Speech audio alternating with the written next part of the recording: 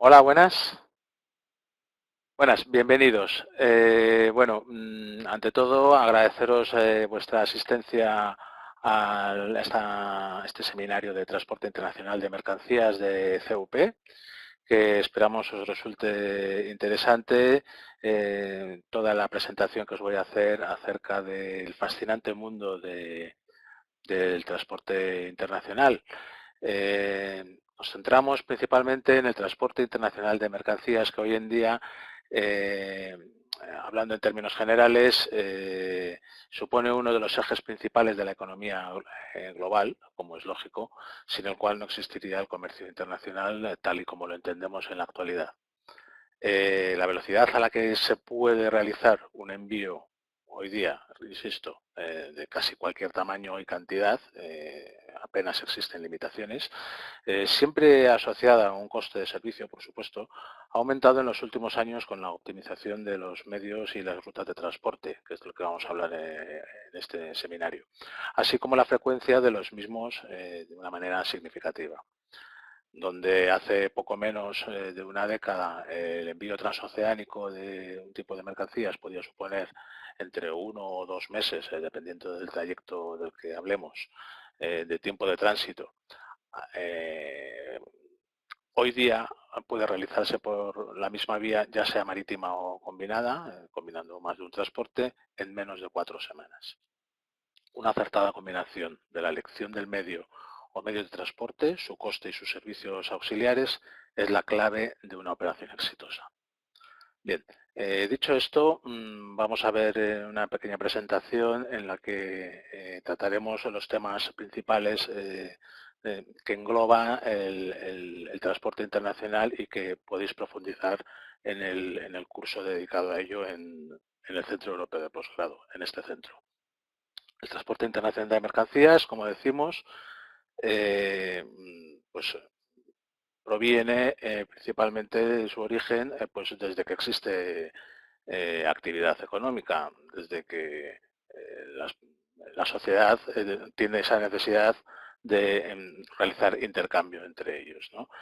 Una definición básica, como podéis ver, es sencillamente el movimiento de materiales o de bienes de un lugar a otro e internacional, evidentemente, entre distintos países. La definición técnica podríamos intentar resumirla en lo que es el envío, expedición o tránsito. Luego explicaremos un poco la diferencia de los distintos términos a la hora de hablar de expedición o de tránsito, de un bien o valor tangible de una nación a otra, como decíamos, de una región administrativa a otra, mediante recursos tecnológicos de distintos tipos, es decir, mediante medios de transporte, de forma controlada, en valor, tiempo y forma con un fin determinado. Esto es importante, buscando siempre el objetivo de mover esta mercancía. No siempre económico, normalmente es comercial, es un fin comercial, pero puede tener otros fines, pues ya sea de necesidad por ayuda humanitaria o ya sea pues por colaboraciones conjuntas que se realizan entre diferentes actividades entre diferentes países. La importancia, por tanto, del transporte internacional la tenemos, como decíamos en la introducción, en el núcleo motor principal del comercio internacional, sin el cual no existiría el mismo. Ya decíamos que es una práctica ancestral desde que las personas nos relacionamos e intercambiamos nuestros productos, nuestros bienes, nuestras posesiones, eh, basándonos en una actividad económica o desde el momento en que se inició el trueque hasta actualmente el intercambio. Luego al final podremos entrar un poco en algunas dudas que podáis tener a este respecto o de todo lo que estamos explicando ahora en una ronda de preguntas. A través de los medios que decíamos que podemos disponer de transporte, de los recursos motrices, por así decir, todo aquello que nos permite, nos facilita el movimiento de mercancías, tendremos también pues una cobertura, un alcance geográfico que implica también un intercambio no solo de mercancías, sino también cultural. La disponibilidad de mercancías, como sabemos, pues implica esa relación social, ¿no? Esa relación cultural. La ingeniería o el conocimiento tecnológico es importante, las ciencias, el saber tecnológico que desarrolla el conocimiento humano, pues determina la mecánica de estos recursos de que hablábamos, de estos medios de transporte, dotándoles de una serie de atributos, una serie de ventajas, que si bien se encuentran limitadas por razones físicas principalmente, también se salvan gracias a esta tecnología. El alcance, la agilidad, la versatilidad, la velocidad o la seguridad. El alcance lo tenemos, como decíamos hace un momento, en hasta dónde puede llegar nuestra mercancía. Gracias a medios como los aviones, pues sabemos que podemos llegar al otro lado del mundo en cuestión de horas o días. La agilidad, pues aunque duda cabe que con estos medios podemos hacer un intercambio relativamente rápido, ahí entraríamos en la velocidad, relativamente rápido, pero también decidido en muy corto plazo de tiempo. Es decir, decido comprar algo y hay alguien desde el otro lado del mundo que me lo puede suministrar gracias a estos medios de transporte. La versatilidad, pues yo como proveedor puedo suministrar mis mercancías a uno, dos, tres, varios países distintos, siempre y cuando tenga una red de transporte internacional bien organizada. La velocidad, pues esto ya depende también del factor coste. A mayor velocidad, mayor coste. Si queremos que una mercancía llegue en un menor plazo posible de tiempo, pues tendremos que invertir una mayor cantidad de dinero, contratar un coste superior para poder realizarlo. Y la seguridad, pues sin duda, hoy día, gracias a los medios, tenemos que las mercancías de un tipo u otro tienen un diferente tratamiento a la hora de ser transportadas, que nos facilitan el que lleguen en buen estado, que lleguen para cumplir el cometido por el cual se han adquirido.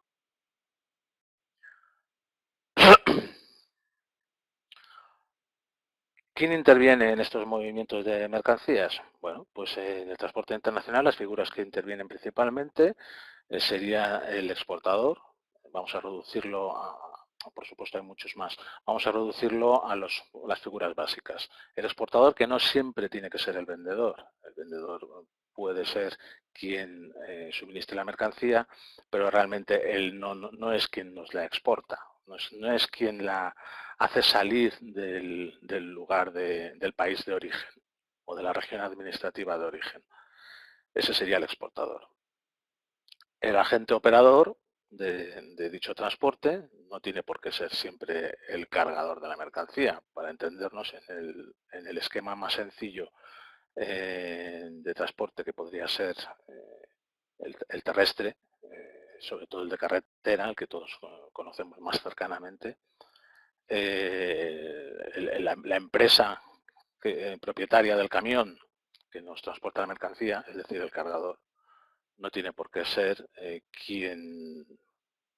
a quien nosotros contratemos directamente, que también puede ser, pero por lo general cuando el sistema de transporte está muy organizado, muy estipulado, no contratamos directamente con el señor que conduce el camión o con el propietario de dicho camión, que también pueden ser distintos. Ahí vemos que hay diferentes actores dentro de cada tipo de transporte, sino que hay un agente operador, un intermediario, por así decirlo, que es quien tiene esa disponibilidad de un tipo de camión más grande o más pequeño, en un trayecto más largo o más corto, que se adaptará a nuestras necesidades, a cada tipo de cliente, porque su valor como intermediario es precisamente el tener esa disponibilidad de diferentes medios de contratación de diferentes transportes. El fletador o freightliner, que es aquí sí sería el propietario de la línea o medio de transporte, que en el caso de las grandes compañías de transporte, ya sean del terrestre, marítimo, aéreo, sobre todo en los casos de las grandes corporaciones marítimas o de las aerolíneas, suele ser pues, compañías o grupos de compañías de una envergadura bastante importante en cuanto a sus capacidades de proveernos de esos recursos de transporte, ¿no? Sean aviones, barcos, armadores, fletadores o incluso grandes flotas de camiones o transportes especiales. Y el importador, que estaría ya en el lado del que recibe la mercancía, que aquí se replica la figura del que mandó la mercancía, que no tiene por qué ser dicho importador, no tiene por qué ser el consignatario o receptor primero de esa mercancía. Cuando decimos consignatario, no nos referimos siempre al comprador, sino que podemos estar hablando de nuevo, el agente intermediario, el operador de transportes, que se encarga de recepcionar una serie de mercancías de diferentes expedidores, de diferentes exportadores, de diferentes vendedores, para diferentes destinatarios, diferentes compradores, diferentes usuarios de mercancía. Este sería, aquí sí que sería, en términos profesionales, el consignatario del envío o de la expedición de las mercancías, que luego a su vez, pues como digo, hará su reparto, distribuirá entre los distintos destinatarios, por así decirlo. Bien, hablábamos de los actores intervinientes. ¿Cómo se regula estos envíos de estos transportes, estos envíos de mercancías? ¿Cómo se ponen de acuerdo los actores intervinientes que hemos mencionado antes? Veíamos que teníamos por un lado el vendedor o exportador, por otro lado tenemos el operador o intermediario y finalmente el destinatario, receptor o comprador, ¿no? Bueno, pues para esto existen unos términos de comercio internacional que conocemos como Incoterms, International Commerce Terms, que, como su nombre indica en inglés, pues son los términos y condiciones de contratación comercial internacional, que vienen regulados por la Cámara de Comercio Internacional de París. Principalmente son los que redactan y definen la forma más recomendable y más sencilla, siempre recomendable, hablando de su utilización, pero no obligan a ello. Al final, quien decide este tipo de acuerdos es las partes comerciales, ¿no? Pero sí ayudan a que exista esta normalización de los acuerdos para que todos podamos hablar un idioma común en este sentido. Regulan y definen las relaciones de responsabilidad, derechos y obligaciones entre los distintos actores internacionales, previamente establecidos de mutuo acuerdo y según la legalidad o derecho internacional que, como decimos, pues viene establecida o regulada entre los países adscritos, que son la mayoría, por el Convenio Internacional de la Cámara de Comercio Internacional de París.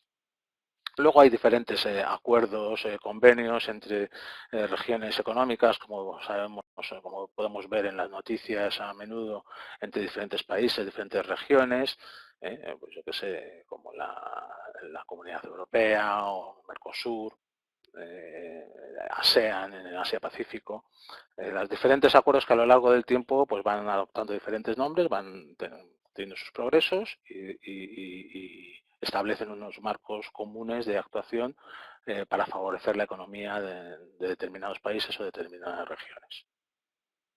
Los agentes reguladores pues, serían las personas que, los organismos y figuras que intervienen indirectamente en el transporte internacional, pues estableciendo estos acuerdos y buscando ese marco legal en el que movernos todos los operadores comerciales, económicos. Normativas, recomendaciones, buenas prácticas pues serían, tenemos las asociaciones, en primer término, dentro de lo que son los acuerdos que podemos establecer, pues los del sector del petróleo o los del sector del plástico o del sector textil, por mencionar aleatoriamente cualquier sector, ¿no? Las diferentes asociaciones, dentro de lo que es exclusivamente los sectores del transporte, tenemos también diferentes asociaciones de los distintos operadores de transportes, las instituciones, que al fin y al cabo son quienes un poco vigilan, regulan y estipulan cómo se debe mover la complejidad de estos transportes internacionales, pues para que no haya problemas a la hora de repartir espacios aéreos, líneas marítimas o el uso compartido de carreteras. Y, evidentemente, las autoridades, los gobiernos que son quienes, en primera instancia, pues nos preparan el terreno para iniciar una relación comercial que no existiera anteriormente o una línea de transporte, por tanto, siempre va unido, que no haya sido suficientemente explotada o que simplemente no existía anteriormente por no haber una relación comercial entre dos o tres o más países. Por supuesto, la complejidad de todos estos acuerdos, pues la vemos en el día a día, pues abriendo los periódicos simplemente y viendo cómo se mueve cada sector y las políticas de cada gobierno a la hora del intercambio económico.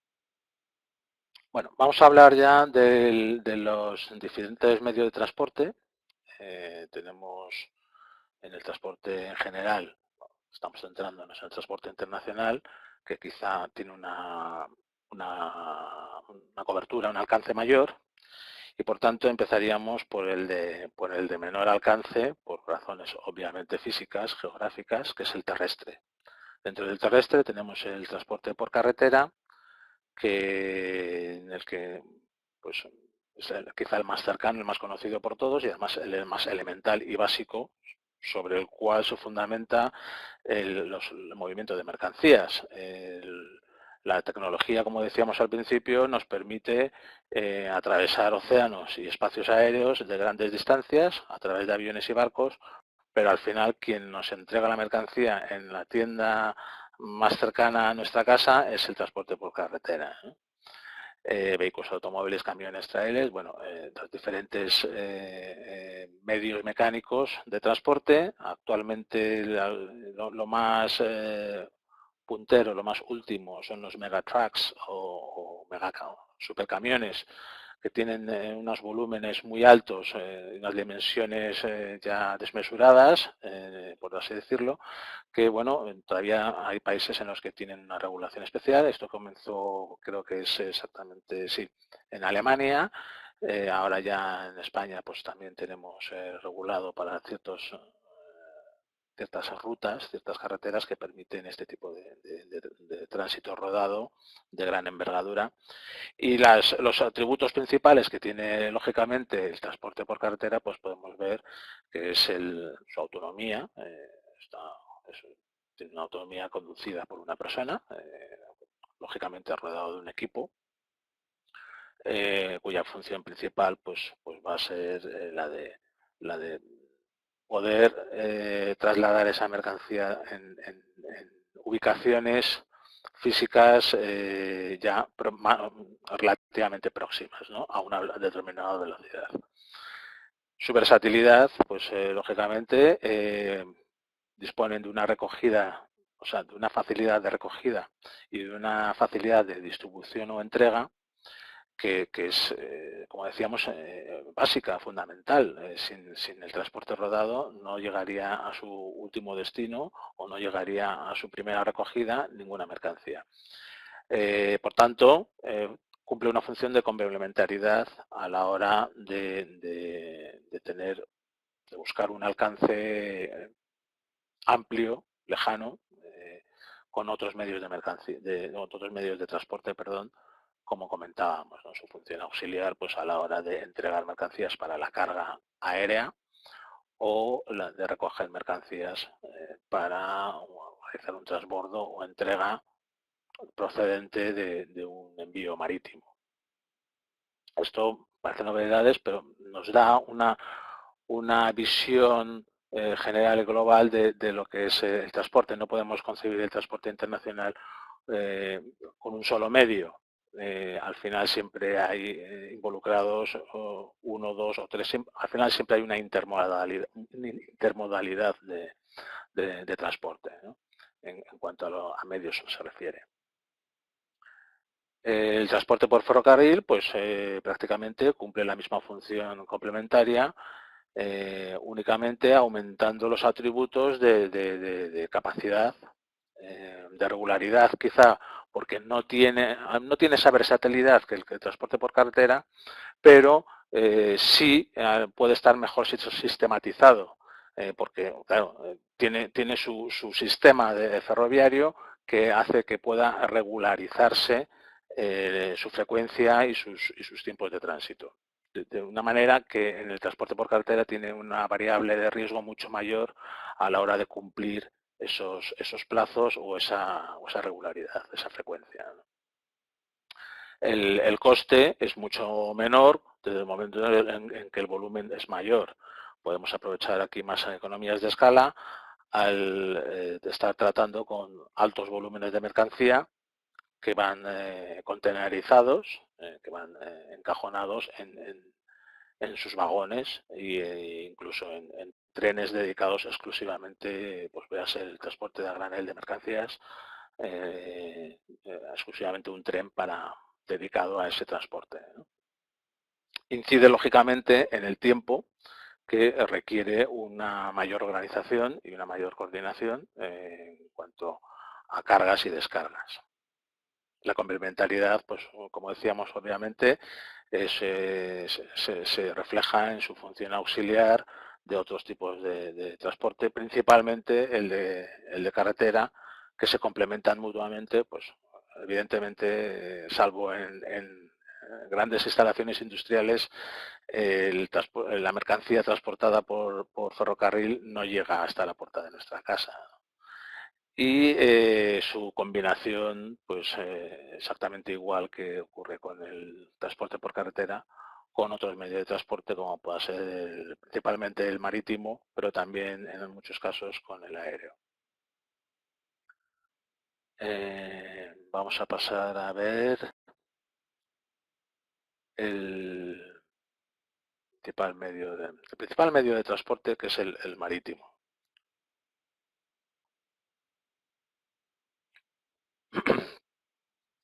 Tenemos el transporte marítimo fluvial, principalmente el marítimo, ya que el fluvial, bueno, pues aunque sí existen regiones geográficas que tienen un importante transporte fluvial, como pueda ser la cuenca del Danubio o del Rin, que atraviesa distintos países, pero vamos a ver el más habitual, el de mayor cobertura, que es el marítimo, el transoceánico, que conocemos en términos profesionales del sector, ¿no?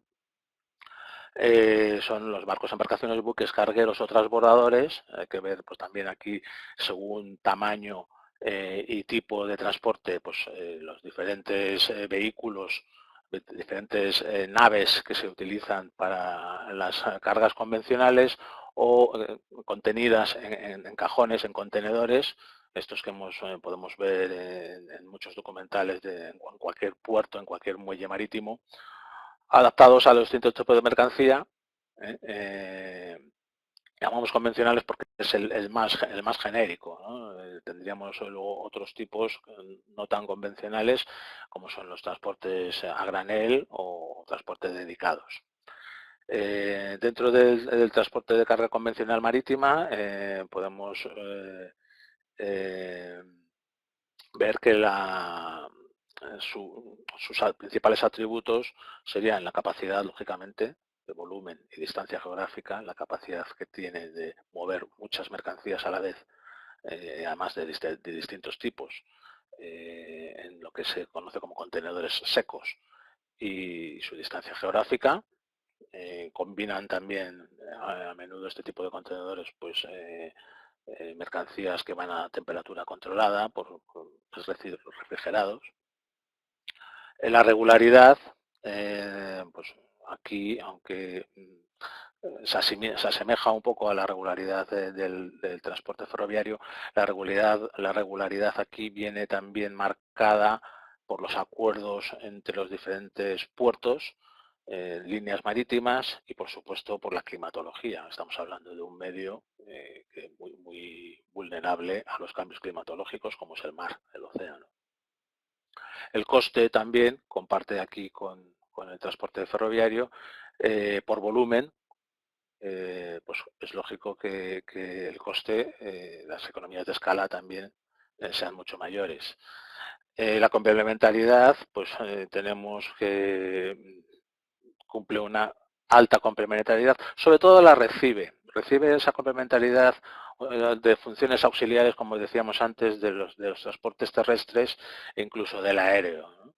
El transporte aéreo a menudo es, dijéramos, una parte intermedia de un transporte marítimo principal que termina con un transporte complementario terrestre.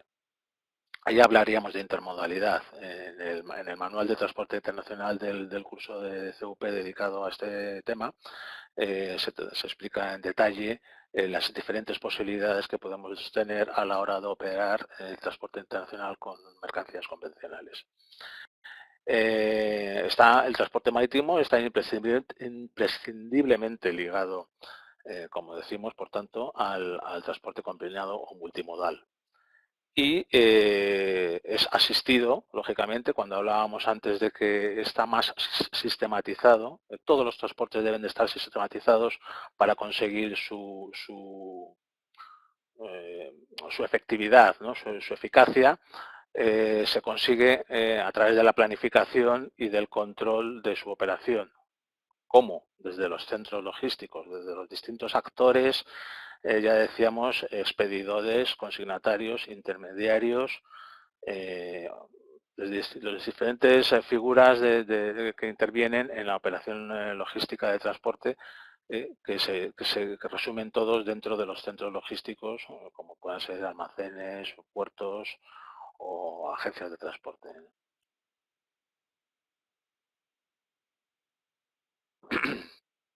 Interesante el medio aéreo, por supuesto. Los aviones no solamente nos permiten hacer negocios con otros países en persona, aunque hoy día ya con las otras tecnologías virtuales pues podemos reducir los combustibles en reactores y en personas que quizá no tienen mucha afición a volar, pero hablamos de mercancías. Entonces, bueno, tenemos aeronaves de carga pura que son las que, como su propio nombre indica, únicamente transportan mercancías y que es el más caro, el más costoso, ¿no?, de los medios de transporte. El muy habitual es el transporte combinado de mercancías y pasajeros, conocido como tal, carga combinada, que optimizan las aeronaves no solamente ocupando todos los asientos de pasajeros, sino además ocupando la bodega al completo, no solo de maletas, sino de mercancías que la compañía opera, además de tener pasajeros arriba, ¿no?, de la bodega. Bueno, pues estas mercancías van en contenedores adaptados exclusivamente para las condiciones de la bodega del almacén de mercancías del medio de transporte, del avión. ¿No? También explicamos en el manual, en el curso dedicado a ello, los distintos tipos de tratamiento de mercancías, que es muy interesante de ver, sobre todo para quienes se van a dedicar al transporte internacional, saber cómo se tratan las mercancías y realmente de qué manera son transportadas en avión, ¿no? Sus ventajas, pues claramente la velocidad y la accesibilidad. Sin duda van volando, por tanto la velocidad es el atributo principal. La accesibilidad pues bueno, hoy día ya cualquier economía dispone de transporte aéreo. Las limitaciones. Esto es un punto importante porque los atributos anteriores se ven muy limitados a la hora de nosotros considerar si nos compensa o no gastar lo que cuesta enviar una mercancía por avión.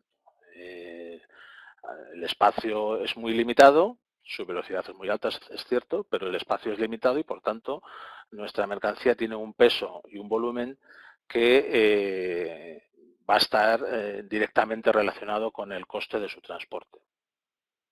La disponibilidad, aunque parezca mentira, el espacio aéreo hace años ya que está saturado, desde que existe el transporte aéreo sistematizado, tal y como lo entendemos en el mundo moderno, hace años ya que el transporte aéreo está saturado, ¿no? El transporte aéreo no, el espacio aéreo para poder transportar nuestros aviones, para poder cruzar nuestros aviones, está ya saturado, sobre todo teniendo en cuenta las limitaciones de seguridad militar que existen entre los distintos países. Entonces, bueno, pues lo que son las rutas comerciales ya están totalmente asignadas y se pueden tener diferentes cambios según los acuerdos que se van tomando entre los países, los acuerdos de distribución de las rutas comerciales, rutas aéreas estamos hablando. Si os fijáis, hoy día que todos viajamos, cogemos el librito famoso de cada aerolínea que tenemos en el asiento delantero de nuestro avión y si consultamos las líneas que opera la compañía con la que estamos volando, veremos que es una trama de líneas casi imposible de distinguir, ¿no? Ahí nos podemos hacer una idea de esta saturación aérea de la que hablamos. Su capacidad, pues es otra limitación, pues lógicamente por el espacio que tiene la bodega de un avión, por mucho que sea un Airbus o un 380 de estos que tenemos ahora, que son verdaderos naves de crucero aéreas. Aún así, bueno, existen aviones como los Antonov famosos, esta aeronave rusa que se utiliza en transportes especiales, que transporta pues incluso tanques o trailers dentro de su barriga, ¿no? Dentro de su bodega, que tiene ese morro que se abre por delante y que entran camiones rodados dentro del propio avión. Pero son transportes especiales, no es el transporte habitual. Por tanto, el transporte convencional aéreo tiene una limitación de capacidad bastante alta. Antes de mover una mercancía debemos de hacer un verdadero estudio de capacidades, de volumen y de peso en colaboración con el operador de transporte, con la compañía, que nos dirá si podemos o no transportar esa mercancía por avión.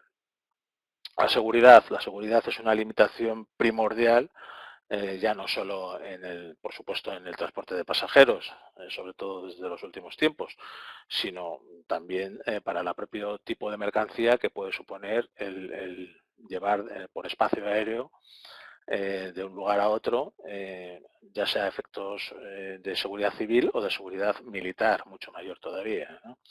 Hay una normativa internacional muy estricta, que algunos países incluso van más allá de esa normativa, por razones políticas de cada país, que pueden limitar mercancías que a primera vista para nosotros como operadores económicos nos pueda parecer que no tienen ningún riesgo, pero que por desconocimiento no podamos transportar. Es el caso, por ejemplo, pues por poner un ejemplo, de las baterías de acumulación de energía para coches, ¿no? O para centrales eléctricas. Este tipo de baterías, si son por ejemplo, del tipo gel, de las que en vez de fluido, en lugar de líquido, contienen gel, pues pueden ser transportadas por avión. Sin embargo, las que son de líquido, que es un líquido ácido corrosivo, no pueden ser transportadas por avión. No hay más remedio que utilizar otra combinación de transporte que no sea la aérea, salvo que se consigan unos permisos especiales y que el volumen de envío pues sea tan excepcional como para poder transportarlo. No conozco ningún caso en mis más de 20 años de experiencia en transporte internacional que se haya podido transportar una batería de líquido, de ácido. La incertidumbre, bueno, esto lo tenemos en realidad en todos los transportes, pero quizá en el aéreo mucho más, porque el medio en el que se mueve este recurso, pues es el medio aéreo efectivamente, a muchos miles de metros de altitud, y por tanto las condiciones climatológicas pues suponen una limitación importante, ¿no? Como decíamos, todos los medios tienen sus limitaciones. De espacio, principalmente son estas las variables: espacio, tiempo, coste y disponibilidad. Creo que no es necesario redundar en las peculiaridades de estas limitaciones, simplemente sí tener en cuenta cómo vamos a combinar estas limitaciones para sacar el máximo provecho, la máxima ventaja de cada tipo de transporte o de una buena combinación de los diferentes medios de transporte de los que podemos disponer a la hora de mover nuestras mercancías. Si el espacio es mayor o menor, utilizaremos un transporte principal de un tipo u otro. El tiempo debe ser bien planificado, siempre de acuerdo con las necesidades de nuestra operación económica. El coste es no solamente monetario, no solamente económico, sino también de tiempo. Por tanto, tiempo y coste van íntimamente ligados a la hora de valorar la efectividad de un transporte. Y la disponibilidad, pues debemos contar siempre con los agentes, con los actores que intervienen en el transporte, porque nosotros podemos tener una planificación, pero debemos adaptarnos a la planificación también de los operadores de transporte, que son los que al fin y al cabo nos disponen de esos medios, ¿no? para contratar por nuestra parte. Recomendaciones, pues como estaba diciendo, planificar y ejecutar con tiempo es optimizar costes. Esta regla es universal: a menor tiempo, mayor coste y por tanto mayor riesgo también. ¿Por qué? Pues muy sencillo: contra menos planificado tengamos nuestra operación de transporte, menos factores variables habremos tenido en cuenta y mayor riesgo, no solamente de seguridad, sino también simplemente de pérdida económica podremos tener en caso de que sucedan eventos que no teníamos previstos, ¿no? Compartir costes y riesgos al 50% es el acuerdo ideal, el salomónico, ¿no? No siempre es posible. Bueno, dependiendo de las partes que estemos en la contratación económica del transporte, pues podremos repartir mejor entre vendedor y comprador los costes de transporte. Todos sabemos, o si no lo sabemos, deberíamos saber que el coste de transporte es uno de los factores que más encarecen un producto a la hora de ser vendido en un país distinto al de producción. La matriz del transporte internacional son los centros logísticos, como decíamos antes. Para poder planificar una buena operación de transporte internacional es imprescindible que se comience planificando desde los propios centros logísticos, como son las fábricas, los puertos, los almacenes, los centros de transformación o manipulación, los centros de producción, por supuesto, y, por supuesto, imprescindiblemente los centros intermediarios, ¿no? Aeropuertos, puertos, plataformas de transporte, que también dedicamos una asignatura completa a esta materia en los cursos dedicados a ello del Centro Europeo de Posgrado. Bueno, pues dicho esto, agradeceros de nuevo la atención. Espero no haber sido demasiado cansino con esta explicación Y no sé si tenéis alguna duda, os ha surgido... Hombre, tendréis muchas dudas, lógicamente, porque es un mundo fascinante y muy amplio. Cada modalidad de transporte conlleva un desarrollo diferente y bueno, lo que buenamente podamos en los próximos 20 minutos os puedo contestar cualquier duda o cualquier comentario que tengáis. Gracias.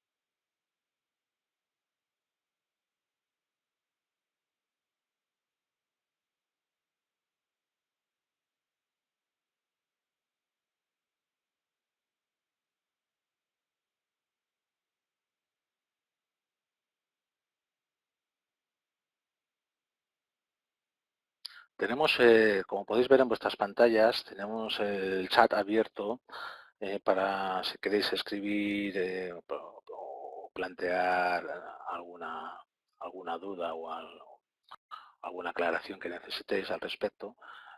Como habéis visto, os refiero en todo momento a los cursos que a modo de introductorio hemos hecho este seminario, a los cursos del máster en logística. Eh, yo soy el responsable de las materias de transporte internacional y de centros logísticos, eh, pero el conjunto de los cursos pues tienen mucho que ver, están lógicamente interrelacionados entre sí. De los cursos, quiero decir, de las materias dentro del curso, eh, para cualquiera que se quiera dedicar al tema este del comercio internacional.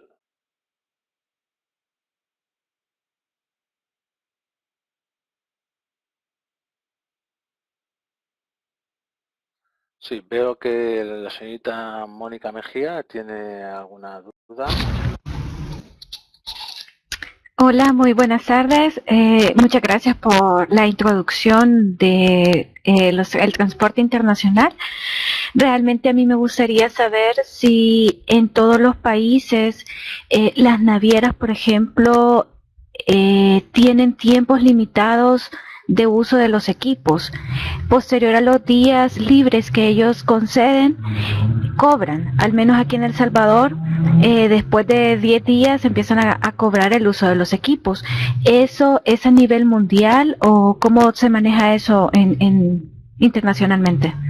Muy bien, muy buena pregunta. Me gusta que me haga esta pregunta, señorita Mejía, porque efectivamente, no sé si a nivel mundial, probablemente sí, porque las navieras lo que tienen es unos acuerdos internacionales entre sí y además hoy día sabemos que ya son verdaderas multinacionales. Los equipos a los que se refiere nuestra compañera Mónica suelen ser normalmente, además de las recursos portuarios, suele referirse a los contenedores, ¿no? A las cajas metálicas. ¿De acuerdo? Entonces, bueno, efectivamente las cajas metálicas son propiedad de la naviera, aunque nosotros estemos transportando nuestras mercancías dentro de esos cajones, dentro de esos contenedores, el uso de esos contenedores tiene un tiempo limitado. Estamos, dijéramos, alquilando esos contenedores. Entonces, el operador de transporte que estemos utilizando para ese transporte marítimo, lo que está haciendo realmente es alquilarle el equipo al propietario de la línea marítima, que es el propietario de los contenedores, el propietario, por así decirlo, para entendernos, del barco. Y efectivamente, si nos excedemos en el tiempo de uso de su contenedor, ya sea por un tema de necesidad de almacenaje, ya sea por un tema de que se va a descargar la mercancía o se va a cargar la mercancía en unas fechas distintas a las acordadas, tendrá unos sobrecostes. Esto es así a nivel mundial, efectivamente.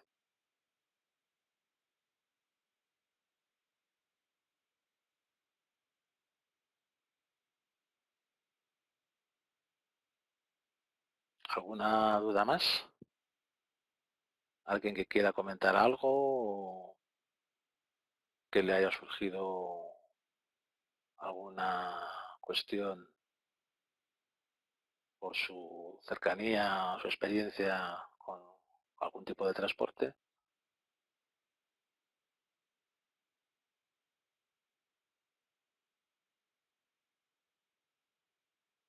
Sí, Leonardo, el amigo Leonardo, ¿quiere hacer alguna pregunta?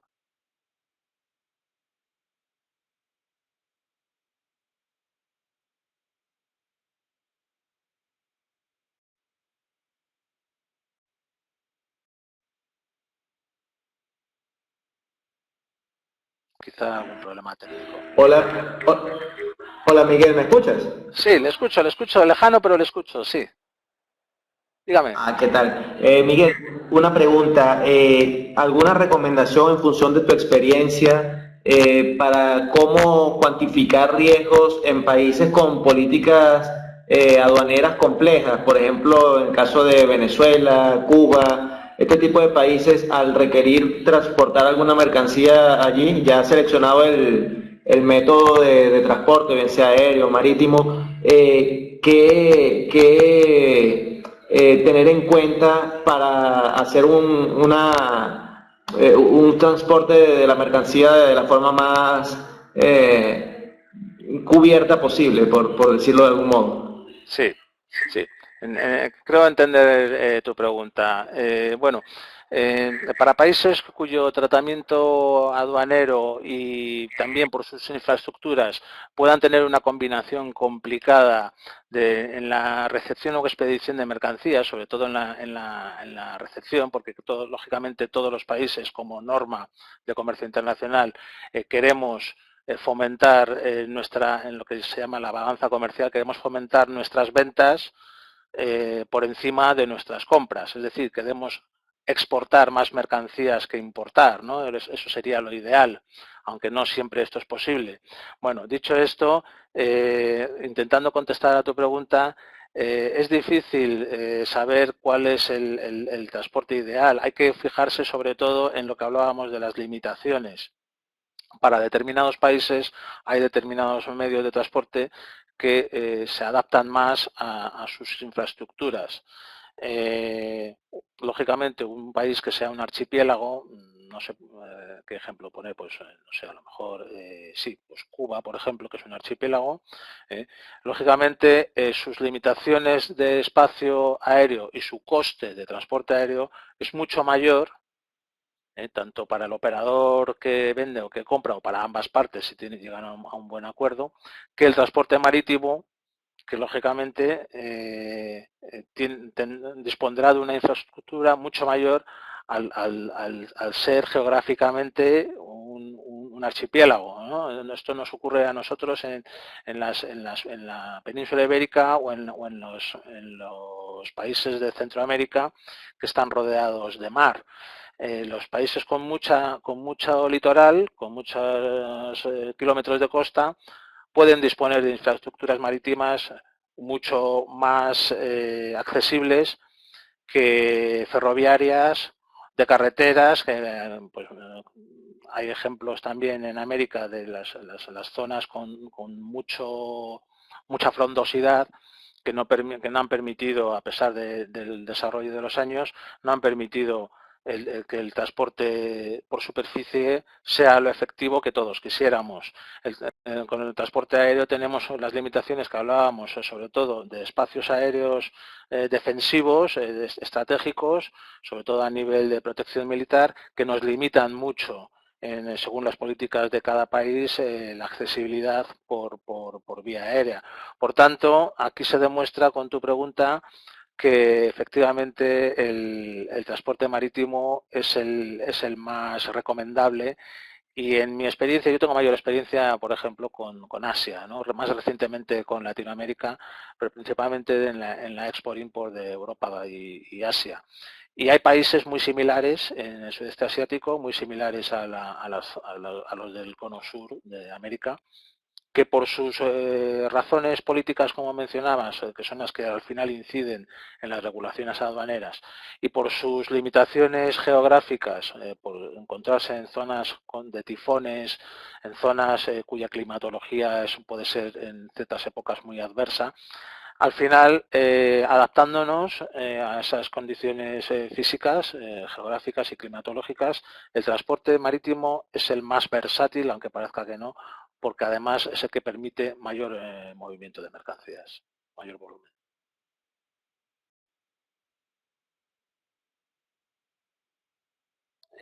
Un par de dudas más y vamos terminando, si os parece. Miguel, ¿me oyes? Sí, Hola, Miguel, soy Javier. hola. Simplemente comentarte que, bueno, que en el chat puedes ver hay un par de preguntas, una de Sergio Alfaro, no sé si la ves, Ah, sí, sí, perdón. A ver, Sergio y Alfaro otra también Maldonado. Alejandro Valencia, también un poquito más arriba, preguntaban si le gustaría conocer información sobre impuestos aduaneros. Vale, ¿quién estaba antes? Me parece que el primero fue Sergio, Sergio Alfaro, sí. Sergio, a ver, Sergio dice... Cómo determinar el tipo de transporte a utilizar y si existen limitaciones de tipo de transporte en ciertos países. Vale. Bueno, el transporte a utilizar, como ya hemos comentado, depende de las condiciones de cada país, ¿no? Pero efectivamente las limitaciones, lo que podemos decir es que, por ejemplo, siguiendo centrándonos en el transporte marítimo, las diferentes compañías operadoras de transporte marítimo tienen acuerdos que dependiendo del país de procedencia de la mercancía y del país de destino eh, pueden o no ser viables. Quiere decirse que, por ejemplo, de rabiosa actualidad, el conflicto que existe en Palestina, con los países árabes, hay determinadas destinos, pues principalmente los puertos que son de un comercio muy importante, los puertos israelíes, eh, y a la inversa en los puertos de los Emiratos Árabes, no permiten la entrada de barcos con banderas de procedentes de países en conflicto. Esto es importante porque, aunque no sean países de origen ni de destino, sí son países de paso. Por tanto, aunque existan las aguas internacionales que todos hemos visto en películas y que conocemos por las noticias, ¿no? Sí existen zonas de paso, sobre todo en el Mediterráneo, que son conflictivas y que pueden limitar nuestra mercancía, incluso dejarla bloqueada porque hayamos hecho una contratación de transporte previamente, que en la planificación sí que era posible, pero que a la hora de operar, por no haber planificado bien las compañías que intervienen, las compañías de transporte que intervienen en esa operación, nos encontremos con que la mercancía ha sido detenida en un punto determinado y tengamos un sobrecoste de tiempo y de dinero alto al tener que cambiar de compañía o cambiar de transporte, es decir, lo que conocemos por transbordo, ¿no? Cambiar de barco. Para eso existen lo que llamamos las operaciones triangulares en comercio internacional, que ese es otro apartado distinto, pero que sí te influye directamente en los transportes, en el que deberíamos de utilizar un tercer país intermediario para poder introducir mercancías, dijéramos, por ejemplo, pues procedentes de países en conflicto, ¿no? Espero, no sé si lo he dejado muy claro la respuesta, pero creo que es una de las principales limitaciones que existen ahora mismo. Al final, los acuerdos comerciales vienen dados por preacuerdos políticos. Esto es así.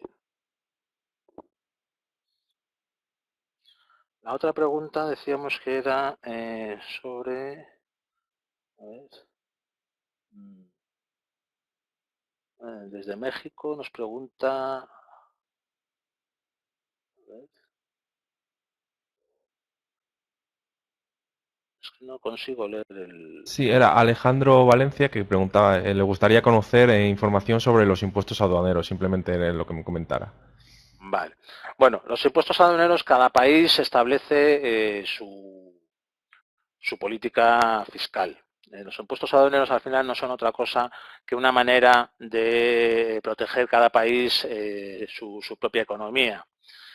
Pongo el caso reciente, ahora 3 o 4 años, quizá ya 5, pero bueno, el caso más reciente que os puedo comentar en mi experiencia del calzado, ¿no? Como sabréis, y si no ya os lo digo yo, el calzado español es muy bueno, ¿no? Junto con el italiano y algún un país más, el calzado español tiene diseño, tiene calidad y tiene tradición.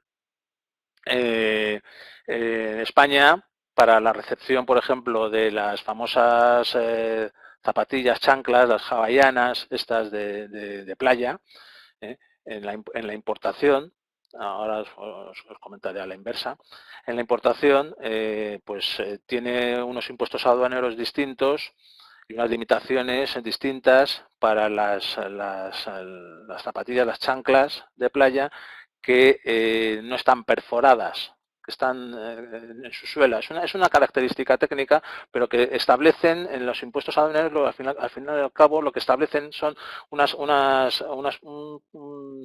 medidas de protección que se basan en medidas técnicas de,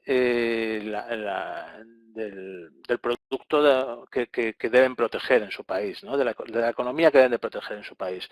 Entonces, si España es un productor de calzado, ya sea de piel o de goma, importante, que incide mucho esa industria en su economía, en la exportación, como decíamos, dentro de la balanza comercial, a España le interesa vender más zapatos que importar zapatos. ¿Qué ocurre? Pues que en China, pues por razones de coste, de mano de obra, pues se fabrican, entre otras cosas, muchos zapatos.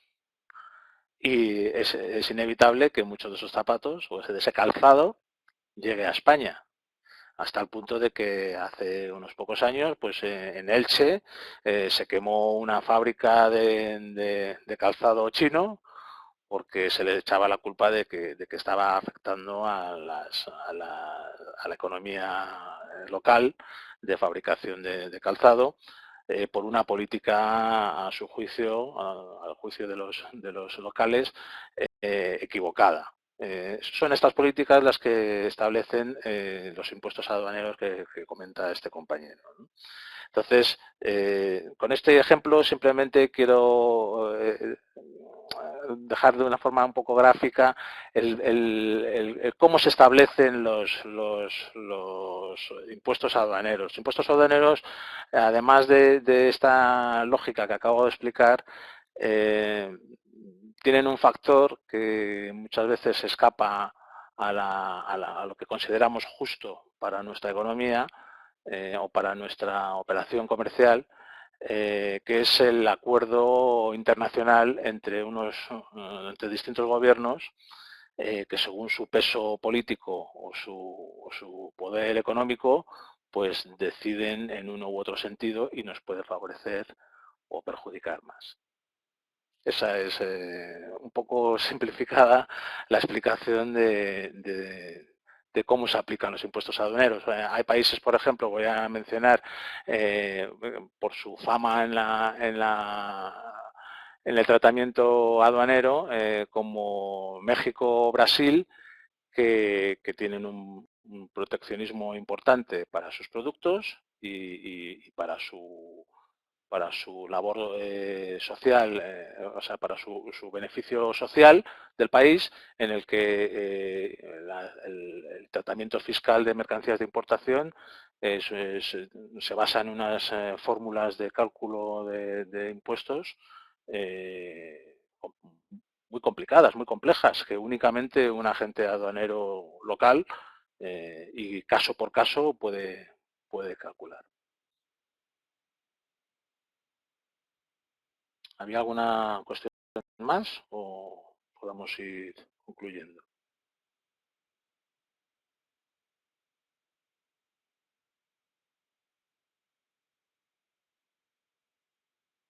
Bueno, pues con todo esto espero haber despertado vuestro interés en las materias que imparto en el Centro Europeo de Posgrado y agradeceros una vez más vuestra atención y animaros a que si ya que habéis estado interesados en este seminario, sigáis adelante profundizando y estudiando esta materia.